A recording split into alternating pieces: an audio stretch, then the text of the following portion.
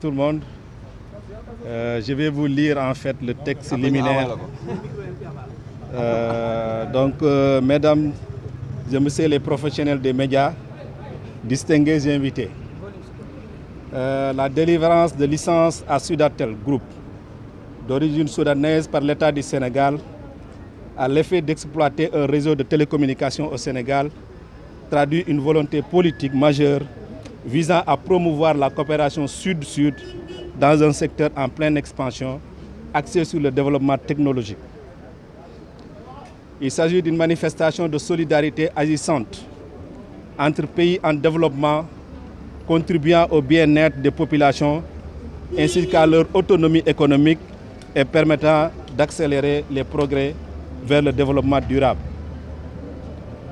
Nonobstant, l'expertise dont il dispose le Sénégal fait référence à ce type de coopération en accordant des avantages exorbitants à ces mécènes qui, leur retour, cherchent le beurre et l'argent du beurre. Après 14 ans d'exploitation, Expresso Sénégal bénéficie du renouvellement de sa licence malgré le non-respect des clauses contenues dans le cahier des charges, surtout le retard constaté sur les investissements prioritaires et la création d'emplois durant plusieurs années d'exploitation. À la surprise générale, la société a entamé depuis le 25 juillet 2022 une procédure de licenciement collectif du personnel pour motif économique, arguant le prétexte d'avoir cumulé des pertes durant les 3 exercices 2019, 2020, 2021, période qui a coïncidé avec la crise sanitaire de la Covid-19. Le plan d'ajustement préconisé vise à réduire les revenus des travailleurs à travers la compression des effectifs dont la masse salariale représente moins de 12% des charges totales, qui passe actuellement en 2022 à 9%.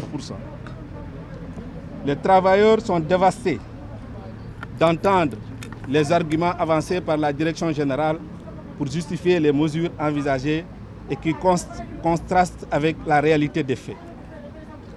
Pour étayer leurs arguments, par des preuves et par souci de transparence, nous leur avons demandé la présentation des états financiers afin de partager avec les délégués du personnel les informations économiques et financières de la société, conformément aux dispositions de la Charte nationale sur le dialogue social ainsi que la Pacte national de la stabilité sociale.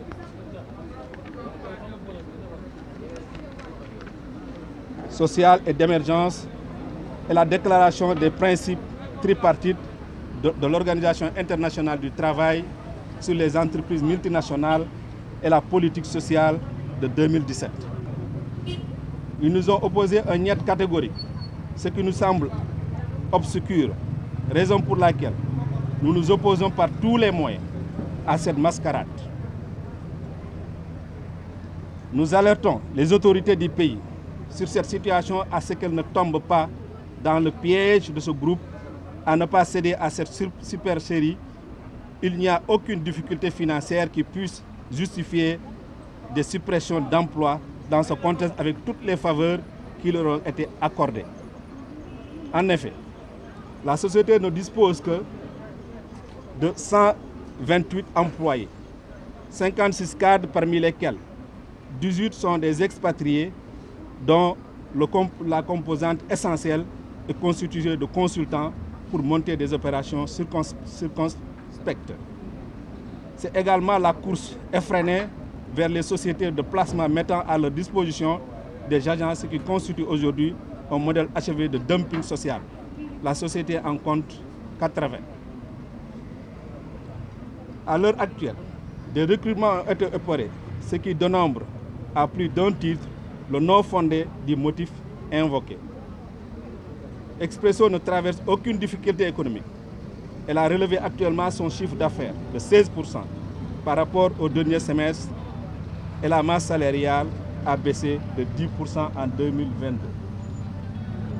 La liste des travailleurs licenciés ne fait que s'allonger pour les motifs fallacieux du genre insuffisance de résultats sans aucune base légale ou objective.